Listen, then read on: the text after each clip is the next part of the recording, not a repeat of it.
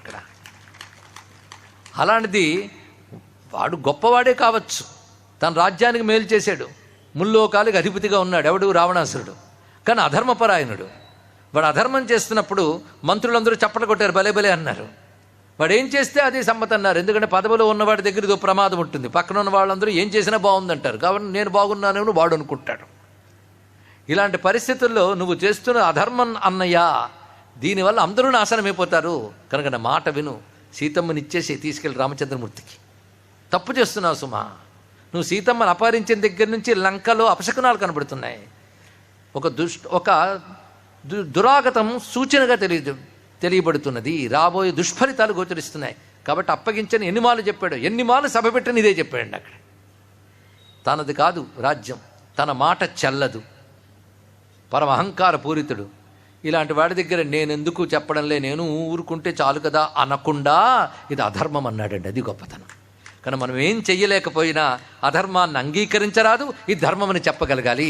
అది చెప్పగలిగితే పంచభూతాలు సంతోషిస్తాయి, పరమేశ్వరుడు సంతోషిస్తాడు. కనుక సమూహమంతా తగలబడుతున్నా ఇతడు రక్షింపబడ్డాడు. ఇది రహస్యం ఇక్కడ. అది సమూహంలో కూడా నిన్ను రక్షించగలిగేది నీ ధర్మం మాత్రమే. ఇది ధర్మో రక్షిత రక్షిత మాట. మరి సుమతికే సంజ్ఞ అంటే ఇది అర్థం అండి. ఎవడు సుమతి అయి ఉంటాడో వాడు సంజ్ఞ అవుతాడు. ఎంత సంజ్ఞ అయ్యాడంటే విభీషణుడు అభయం అడగడానికి వచ్చాడు రామచంద్రమూర్తికి. వచ్చి అక్కడ ఆకాశంలో నిలబడితే సుగ్రీవాదులందరూ విని మేము రాముడితో చెప్పి అనుమతి ఇస్తాడో లేదో కనుక్కొని చెప్తాను అక్కడ ఉండన్నారు. అతడు ఎదురు చూస్తున్నాడు ఏమొస్తుందా సమాధానం అని.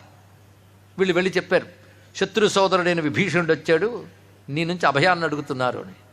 అప్పుడు రామచంద్రమూర్తి సమావేశం ఏర్పాటు చేస్తాడు. ఆయన ఎంత గొప్ప విషయం చూడండి. 10 మందితో కలిసినప్పుడు 10 మందిని ఎలా గౌరవించాలో తెలిసినవాడు. ఇప్పుడు వచ్చినవాడు శత్రు సోదరుడు, మన యుద్ధానికి సన్నద్ధమై ఉన్నాం, అభయం ఇవ్వాలా లేదా చెప్పండి అని అడిగాడు ఆయన. ఒక్కొక్కరు వారి అభిప్రాయాన్ని చెప్పారు. ఇతరేదో కపట ఉద్దేశంతో వచ్చినట్టున్నాడు, ఇవ్వకూడదు. ఇంచుమించు అందరి అభిప్రాయం ఇదేనండి. హనుమత్ స్వామిని మాత్రం అడిగారు, నువ్వేమంటావని. అభయం ఇవ్వచ్చు అని చెప్తున్నాను అన్నాడు ఇక్కడ. అంత గొప్ప మాట చెప్పాడు. దీన్ని బట్టి ఎందుకు ఆ మాట చెప్పాడని సుమతికే సంగి. అతడు సుమతి ఈయనకి తెలుసు, గొప్ప మాట అంటాడు. అతను మాట్లాడిన తీరు గమనించాను, అతను ఇక్కడ కపటం లేదు. మరి అన్నేమో రావణుడు, ఆయనతో యుద్ధానికి వెళ్తున్నప్పుడు శత్రు సోదరుడు వచ్చాడు కదా, ఇవ్వచ్చా అంటే అన్న నుంచి భయపడ్డ తమ్ముడికి అభయమిస్తే తమ్ముడికి రాజ్యం లభిస్తుందని సుగ్రీవుడు కథ ద్వారా తెలుసుకున్నాడేమో అన్నాడండి ఇక్కడ. ఎంత మాట అన్నాడండి ఇక్కడ. అక్కడ సుగ్రీవుడు అక్కడే ఉన్నాడు, ఎంత చక్కగా చెప్పాడు. మొత్తాన్ని సరి అయిన కారణాలు చెప్పి మమ్మల్ని అడిగేవు కానీ రామ నీకు తెలియదా, ఏదో మర్యాద కొద్ది అందరినీ కూర్చోబెట్టి చెప్పు, నీ అభిప్రాయం నీకుంటుంది. 10 మందిని సంప్రదించడం మంచిదే, కానీ 10 మంది అభిప్రాయాలు తీసేసుకోకూడదు, నువ్వు ఆలోచించాలి. కానీ నేను చెప్పమన్నామని చెప్పాను కానీ నీ చెప్పాడంతటి వాడినా అన్నట్టు హనుమంతుడు అంత వినయంగా. శభాషని నా అభయం ఇస్తున్నాను అన్నాడు రామచంద్ర.